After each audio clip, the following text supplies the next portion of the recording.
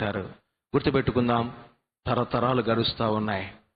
తరం వెంబడి తరం వస్తుంది, మన తరం పోతుంది. మన వెనక యూత్ ఉంది, వారి వెనక చిన్నపాటి బుడ నడతల సండే స్కూల్ పిల్లలు ఉన్నారు.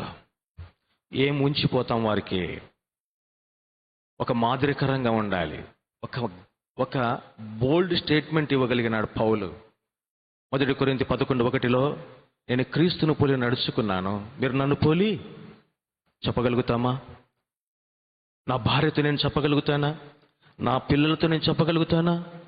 చెప్పగలగాలి అంటే వాళ్ళు నన్ను చూస్తూ ఉంటారు, గమనిస్తూ ఉంటారు. నా మాటలు, నా ప్రవర్తన, నా నడక భేష్ మా నాన్న వలె నేను నడవాలి, భేష్ నా భర్త వలె నేను నా విశ్వాస జీవితం జీవించాలి. ఎప్పుడు చెప్పగలుగుతారు? మన జీవితాన్ని వారు పరీక్షించినప్పుడు. మనకు 2 కళ్ళు ఉన్నాయి, మన చుట్టూ ఉన్న వారికి 100 కళ్ళు ఉన్నాయి.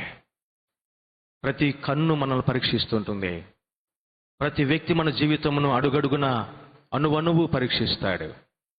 కాబట్టి రక్షణ పొందిన మనం, విశ్వాస యాత్రలు కొనసాగుతున్న మనం ఏం వదిలిపెట్టిపోతాం? వెనకున్న తరానికి ఏమిచ్చి వెళ్ళడానికి సిద్ధంగా ఉన్నాం? ఆ అమ్మాయి రాత్రి నిద్రపోవాలి, చిన్నది, కానీ పేతురు అంకుల్ కొరకే అక్కడ